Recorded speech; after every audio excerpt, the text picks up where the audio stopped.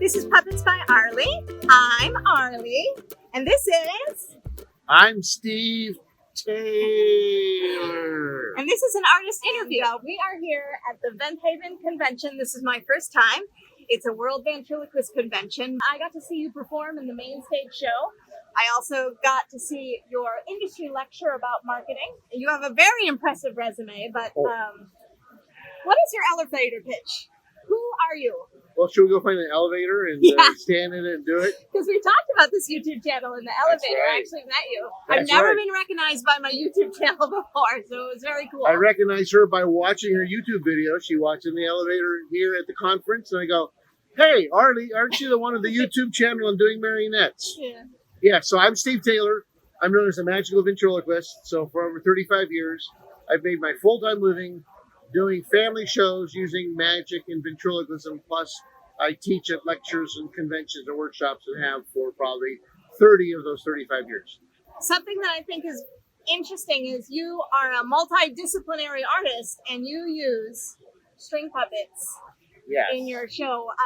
Can you talk about how you started with string puppets and then how you decided to bring them into your current act and where they are now? Give us a genesis of the string puppets. You got 3 hours.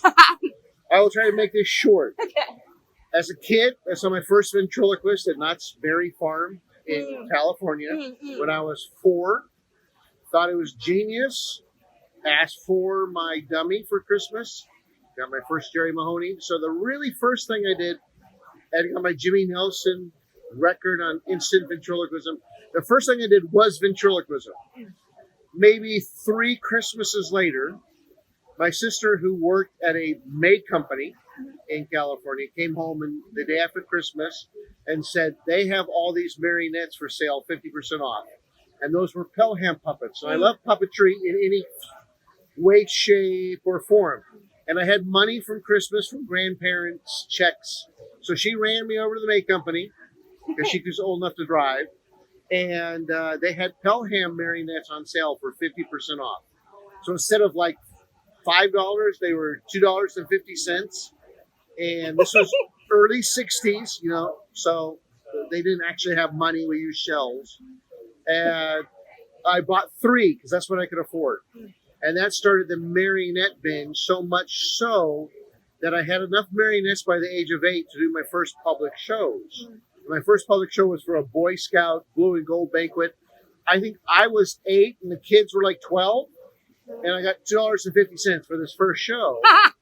But So then, you've been a professional a long time.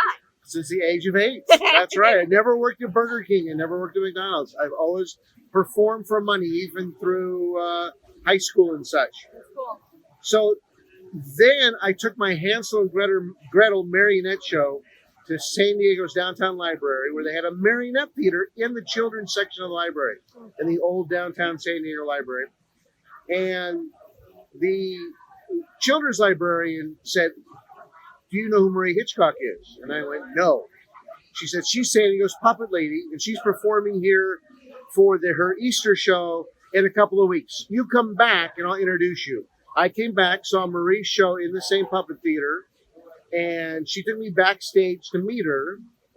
And I told Marie I was doing my Hansel and Gretel show in the same theater weeks later, I think in May sometime. And Marie said, "I'll come watch it."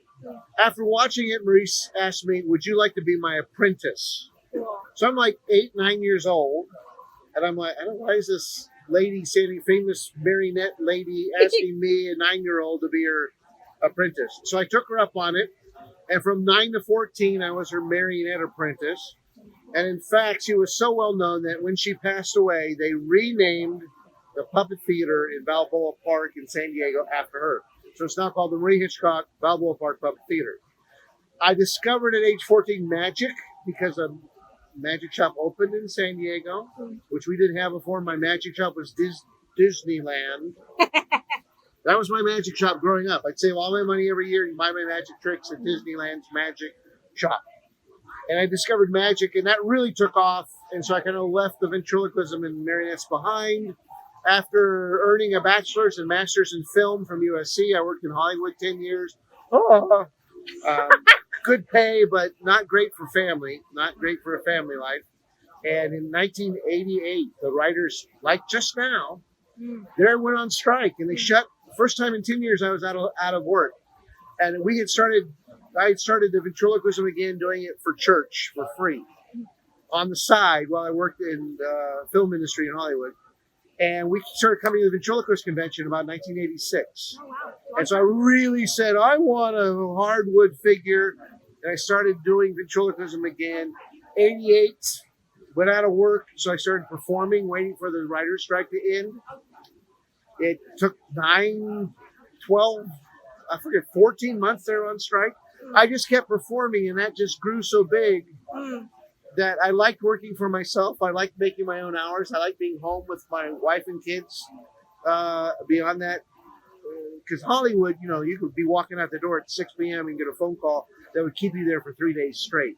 So it wasn't great for having any kind of life outside of the film industry in Hollywood. So I really enjoyed doing something positive, because I always did family shows. And I've done that for 35 years, full-time living. My parents couldn't believe it. 6 years of college, and I play with dolls and talk to myself. To get to the marionettes. Now, the marionettes were back of my head, back in boxes in the storage unit. And I had to, from Pacific Northwest, I had to move back to help my sister care for my elderly father to San Diego. And when I did that, I thought, I should do my magic and ventriloquism shows at the Puppet Theater in Balboa Park, because they need entertainers. And so I asked, they said yes. Doing that, big success. A lot of people came.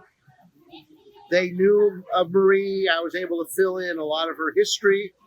Being there, and it's named, Puppet Theater's named after her. So it was really very nostalgic for a lot of people. So we broke attendance records, and this little seed of thought, because that theater meant so much to me growing up. I said, that marionette show in my head that I've wanted to do since I was 9 years old, like Marie's type shows. But as a kid, I never had the money or time to make it happen. I said, well, now that I'm kind of retired and slowed down, since I'm more a caregiver with elderly parents than I am a performer since COVID, I said, I'm going to build that show that's been in my head for 50 years. And I did. And I went back and premiered that in May. So I did one part of the show was ventriloquism with my main dummy, Rudy. The rest of the show was all marionettes. Oh, neat. And it was a big hit. I don't know why or how. All my other shows I've done a million times. I know what was good and bad. This was totally from scratch. So I said, are they going to love this? They're going to hate this? I had no clue, because I'd never done it. It was out of my head and done it for the audience. They loved it. So now I get to go back and not only go back and do a magic show, go back and do a ventriloquism show. Now I can actually go back and do marionettes again in the Puppet Theater named after my magic mentor, Marie Hitchcock. For some reason, I still don't know why she never asked me to be her apprentice when I was 9 years old. Now, So I told you, it's a 3-hour story. Time's up. Bye, everybody. Thanks for watching. Can you speak to what it's like to be a performer of so many different disciplines? Are people surprised that you have a string puppet show and you have a ventriloquist show? Is that difficult to navigate, or are people receptive to it, or is there anything surprising about that? No, I think it's different branches of the same tree. Family entertainment is family entertainment. I know what makes kids laugh, but I work very hard at not boring the adults. So I'm not just doing a kids show. Very important for me to do kind of what Birdcage Theater at Knott's Berry Farm did when I was a kid, what the Golden Horseshoe Review at Disneyland did when I was a kid, what California's First Theater did. They did shows that were funny on different levels. So there's a level the kids laughed at. There's a level that the adults laughed at. Not dirty, clean. All clean, but different, sophisticated, kind of like Muppets. The Muppets under Jim Henson had several levels of humor going on all the time. Kids could laugh with their heads off at it, like the old Muppet Show they did in England. The adults were laughing at different things that the kids didn't get. That was my goal. And so it's all kind of the same. It's just what media, what tool are you using? For me, it's really to be entertaining and make people laugh. And my goal is to make the family laugh together, so it's a family event. It's not just I'm a parent taking a kid to a kid show. I would hear that in schools from the teachers, from parents at birthday parties saying, library shows. I had as much fun as my kids did. And that, to me, that's the greatest compliment. So it's just different tools, different branches of the same family entertainment tree, in my opinion. I love that. Well, if people want to find you and follow you, where do they go? Very easy. My name, SteveTaylor.com. Okay. And the link will be down below. And thank you for talking to me and taking Thanks, the Artie. time. And thanks for watching. Bye.